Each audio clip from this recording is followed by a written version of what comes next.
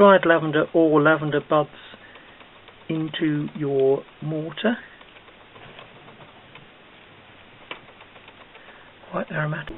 Okay, and then grind it down with your pestle and mortar. 375 grams of sifted flour. A tablespoon of sugar goes in with the self-raising flour and then mixed in. Next it's time to put the lavender in, suitably ground up in the mortar, mix in, and 80 grams. I'm using unsalted butter here for the recipe. It's cut into small chunks and then it has to be worked in. Work the butter, unsalted butter, in until you've got the consistency of fine breadcrumbs with your mix. Now the mix is about right, you've got sort of the consistency of fine breadcrumbs. Then you'll need around 250 ml of double cream and a few drops of vanilla. This is natural vanilla extract. It's going in there.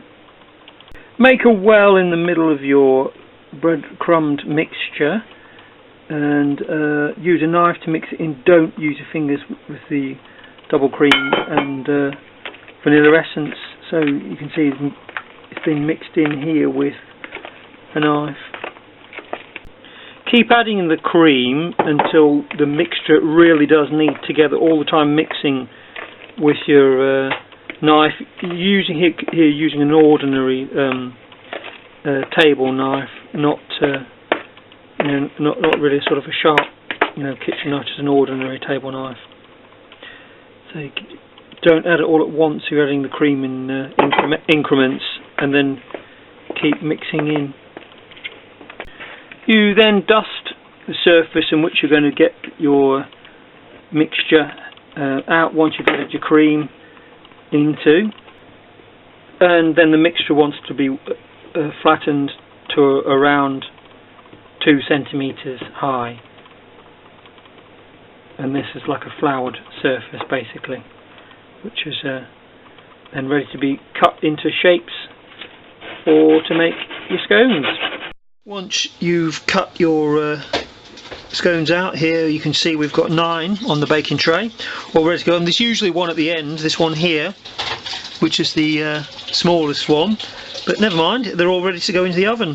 Fan assisted oven, it's set about just below 200, and a little hotter, maybe 220 on one which isn't fan assisted, or gas 7 if you're using a gas oven for cooking. If you wish, you may glaze your scones with the remains of your cream. In the case of ours, but they won't be glazed because it depends on how you want the scones. And there you go, there's the scones going in the oven, and they'll be baked away then. There they are. Be very careful when you're cooking your scones because the cooking time is very short.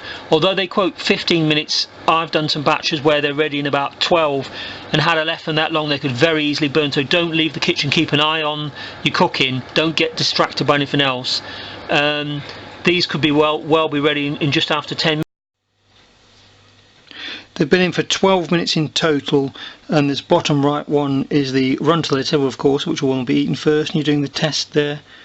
Here you're just using a wooden stick to see whether there's any mixture left on it, and they're cooked properly, and basically then put them on your baking tray to cool down.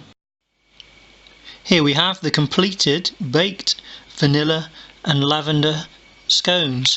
Here I've used some homemade blackberry jam. It's quite runny blackberry jam actually, and some whipped cream. So there you go, ready to enjoy.